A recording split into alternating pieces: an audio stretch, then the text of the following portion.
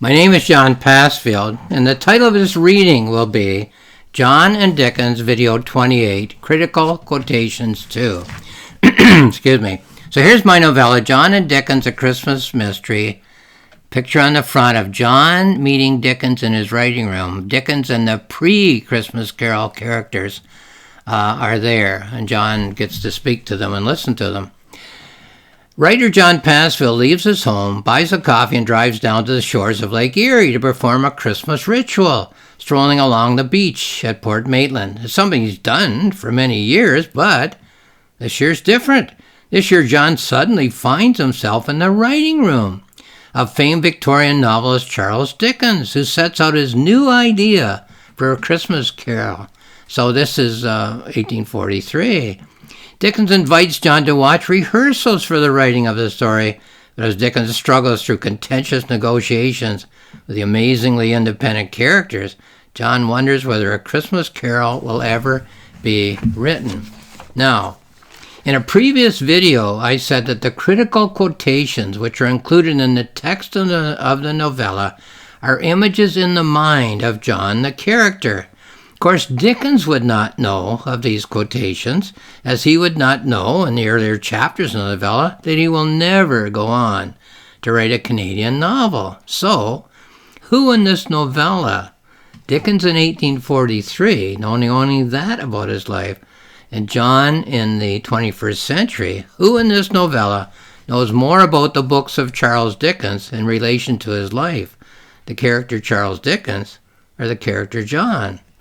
Here are more of the quotations that John thinks about as he goes through the experience of meeting Dickens and accompanying him through the challenges of the Dickens writing process. Okay, so quotations in the mind of John, looking for page 59, which are acting as imagery that helps to illuminate events, characters and events. So how is this imagery helping him to understand this Dickens experience that he's going through?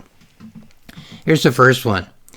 Dickens is by far his own best critic. Now that's a 21st century critic speaking about Dickens, having read his books. How Dickens is by far his own best critic. Dickens has written that by the intensity of his imagination, he is able to perceive relations in things which are not generally apparent. So that seems to be in praise of Dickens, page 59. Let's go to page 63. Is this in praise of Dickens, I wonder? Number one, no novelist has profited more richly than Dickens from not examining what goes on in his own mind. The second one, Dickens is not able and not willing to analyze the relations between the inner being of his characters and their outer selves. So maybe these two sets of critics, the first two passages I read and the second two, disagree. Dickens was a smart cookie. He could see and understand. Dickens was a great writer, but he didn't have a clue what he was writing in terms of meaning. Let's go on. Page 69. Two more quotes. Images in the mind of John. Trying to use them as candles, searchlights, spotlights to understand what he's seeing when he interacts with Dickens. Dickens uses the materials of the popular literature and culture of his childhood, such as pantomime and romance. Number two, he brings the weight of mature awareness to the old forms of the folk tale and the fairy tale. Okay, that was 69. Let's go to 72. Here we are for two more quotations about Dickens. Number one, a Dickens character's intent on creating an identity in a world of dizzying circumstances. Creating an identity.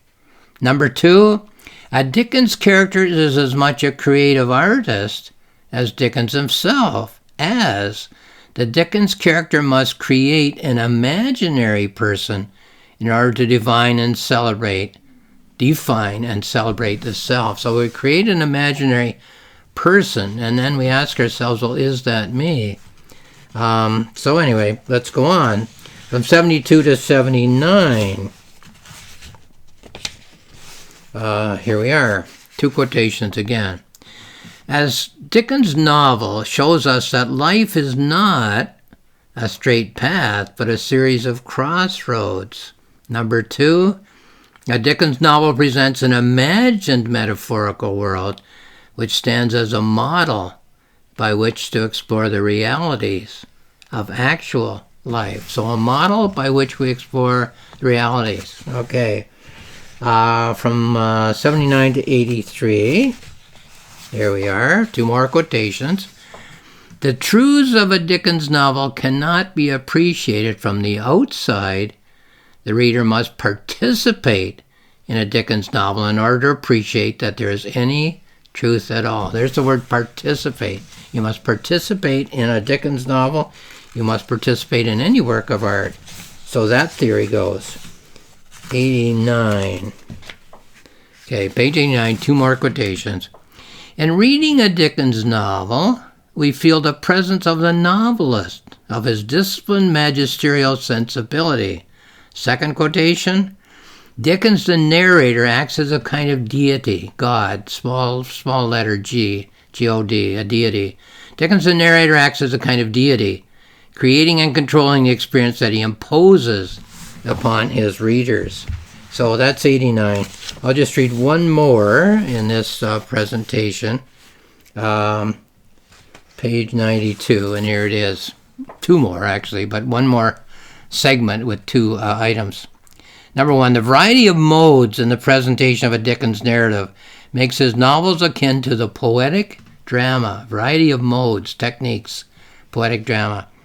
Complexity of presentation is the wall that Dickens has built between himself and the darkest days of his existence. Complexity of presentation is the wall that Dickens has built between himself and the darkest days of his existence. Okay, here is a note that I will read. As I mentioned in an earlier video, I did not have John the character comment on the quotations from critics that are operating as a layer of imagery in his mind as he goes through the experience of meeting Dickens and watching the writer interact with his Christmas Carol characters. What I did do was to print the same quotations in my book, The Poetic Novel 2. I'll just hold it up for a sec. It's a manuscript. It's not yet posted on my website. It will be within a few months of November 2023. I might add a few more essays, polish it a bit, and then have it posted. Okay, so I'll just read that sentence again. What I did do was to print the same quotations in my book, The Poetic Novel 2, which is, as of this month, November 2023, still not ready for posting on my website. Here are 2 more of the quotations and the responses of myself, John the writer, to them. Okay. So this quotation is from Kathleen Tillotson, a 20th century, 21st century critic of Dickens. Here's her words. The variety of modes in the presentation of a Dickens narrative makes his novels akin to the poetic drama. And here's the response of myself, John the writer, in the book The Poetic Novel 2. An interesting thing happened to me during the process of writing of my novella, John and Dickens, A Christmas Mystery. So I was writing the planning notebook, which starts before the full-time writing of the novella. I was intrigued by, but baffled by, my early interest in Dickens. I had read about 6 of the Dickens novels during the year in which I was 23 years old. Now I'm 78 as I'm sitting here reading this note. So I was 23 years old and I read 6 Dickens novels. And I wasn't sure why a couple of months ago when I was writing the planning notebook, but I think I know now.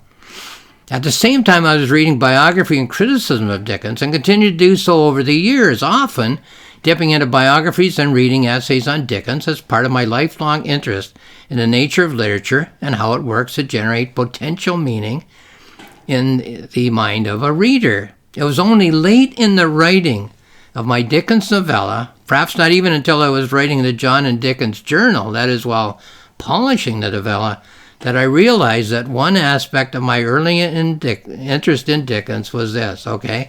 So I write the novella about Dickens. All the time I think, I wonder why I was so interested in Dickens when I was 23 years old. And then it hit me. Oh, I know what it was. Here it is. Okay, these are in dashes, but there's 6 points, so I'll number them. Number 1, that Shakespeare wrote great literature. Number 2, that T.S. Eliot coined the term objective correlative to explain the literary image pattern that we have within the covers of a book. He simply pointed out that this is the image pattern that is dredged up by the creative writer from the depths of his or her subconscious creative mind. Number 3, that Shakespeare has left us with 37 objective correlatives, but has left us with almost nothing in terms of biography that we can look at in order to see what in his surface life, his everyday life, led him to choose the imagery of the 37 great works of literary art. Number 4, that Dickens is one of the few writers who can be put in a category with Shakespeare for high-level literary achievement. Number 5, that we can see the Dickens novels as objective correlatives of a very highly complex order of literary art, but here's the difference between Shakespeare and Dickens. 6, unlike Shakespeare, Dickens has left behind a fairly complete biography of his everyday life. So, it is possible for us, we readers, to move back and forth between the objective correlatives that he created as a response to that everyday life and the everyday experiences of that life itself, okay? So for Dickens, books and biography, for Shakespeare, books, but very little by way of biography. So even though I'll go on to say I was interested in Shakespeare and the poetic play, something drew me to Dickens, his books, his biography. So that explanation struck me as a clear indication of why, when I had set off on the study of the poetic plays of Shakespeare and the ancient Greeks, I became so interested in Dickens all of a sudden and spent what I'm sure was a very busy year in my own surface life, a new job, a new wife, a whole new lifestyle at that time, to read quite extensively in the novels, biographies, and criticism of Dickens. Only recently, though, have I been able to realize consciously that the complexity of Dickens's novels means that he was straining at the bounds of the form of the realist novel.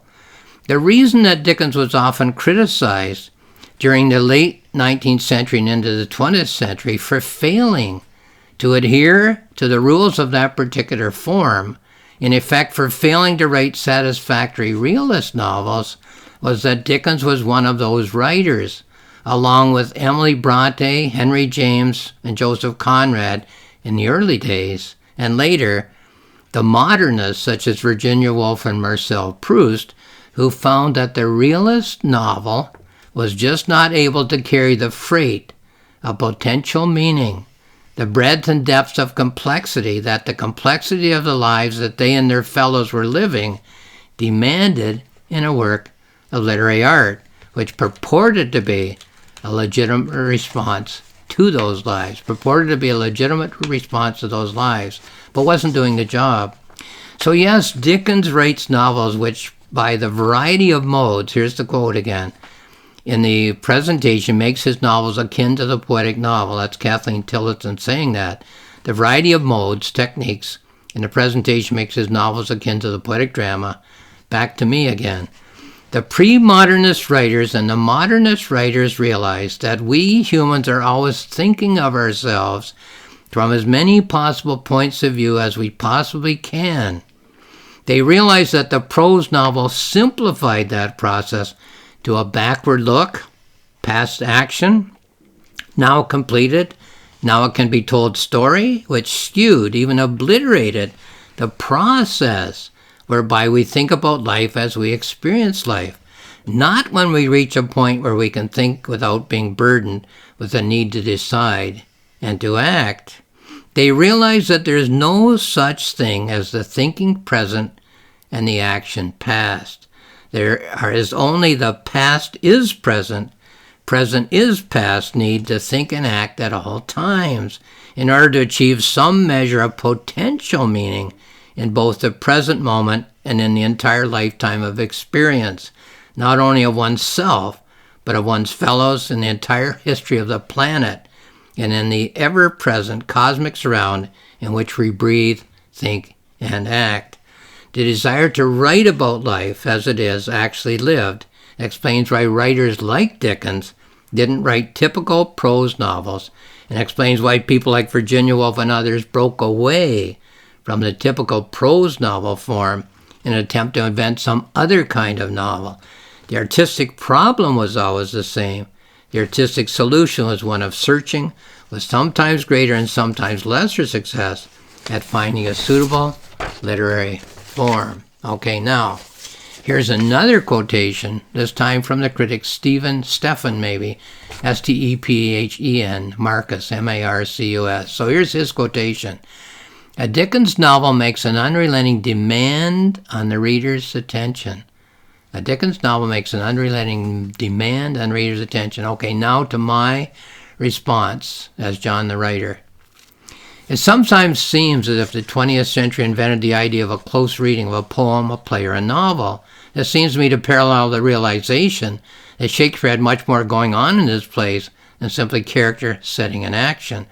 It was the poets of the nature of Eliot and Pound who set the tone for a close reading of a very short lyrical poem, which would yield great treasures of reading response if one paid close attention, not only to every word, but the interactions of the imagery on the page. When we come to Dylan Thomas, many people on first seeing his poems thought they couldn't be read, that they weren't even written in English, that they were probably translations from ancient Welsh, which sounded beautiful on the page, but had no logic. Well, one could say that the poems have no apparent surface logic, but when you think of how Dylan Thomas himself explained the process by which he wrote his poems, now expected them to be read, then you realize that an image begets an image, not by surface logic connection, but by thematic logic connection. I would say by thematic potential logic connection. So a cluster of images is built around a topic. The death of a child during an air raid during the Second World War, for instance, and if one reads closely, constantly asking himself what potentially thematic logic connection there could be in terms of parallels and contrasts, attractions and repulsions in the relationship of image to image, one can read a Dylan Thomas poem. And this is the process whereby one is being asked to read the modernist novel. So 2 dashes here. I'll number them. 1. There's more surface logic connection available in a modernist novel than there is in a Dylan Thomas poem, but a lot less than there is in a realist novel. And number 2, there's as much subsurface thematic potential logic in a modernist novel as there is in a Dylan Thomas poem, and a lot more, infinitely more, than is available in a realist novel. So there's surface, which the realist novel gives us in plenty, and there's depth, which the realist novel doesn't have a lot of. Well, it turned out that close reading was not new to the 20th century in terms of possibility of the reading response to a work of literary art. Simply a case of the great readers of Shakespeare, the Dr. Johnsons, the Coleridges, and the Bradleys, didn't realize that one could read Shakespeare so closely, with particular attention to imagery, not ignoring character and setting and plot, but seeing the imagery as the illuminator of character, setting, and plot. The Shakespeare plays did not become more poetic over the centuries. The readers improved in their image reading skills by learning from earlier readers. So the text of Shakespeare didn't change. We just learned to go deeper into it as readers. So looking back, one can say that close reading has always been a possibility in earlier literature, but it just hadn't been done. At least it hadn't been done enough to have turned up in the early criticism that was written about Shakespeare. My great discovery, not a discovery at all, as has been known to every writer of serious literature before my time, but my own realization about the nature of literature and how imagery works to generate potential meaning in the mind of a reader, is that serious literature, no matter how clear or how obscure the surface, has splits in the surface story which allow for the interpolation of deepening imagery. The deepening imagery suggests themes that can then be seen to run through all the seemingly informational elements of the story. The informational elements of a story can then be seen to be imagery elements in the story. In turn, the deepening imagery makes the surface information itself into deepening imagery. That is why we can say that there's nothing in the play Hamlet, no item of information that is not, potentially at least, depending on the sensibility of the reader, an image, right? Something very simple in Hamlet. I'll lug the guts into the neighbor room. Don't just think of it as information only. Think of it as imagery. It's resonating with all of the other information in the play to create imagery. Okay, so once again, here is my novella, John and Dickens, A Christmas Mystery, a novella by John Passfield. It's found on Amazon. It's found at my publisher's website, Rocks Mills Press. It's found on my website in terms of information at johnpassfield.ca, where you'll find a planning notebook and a reflective journal for free access. Just click on the covers, click on the icons, and the text will appear on the screen. You can have a look at what I think as I plan and write the novel, and then as I polished the novella, sorry, not a novel, but a novella, before I send it to my publisher. Lastly, thank you for watching this video.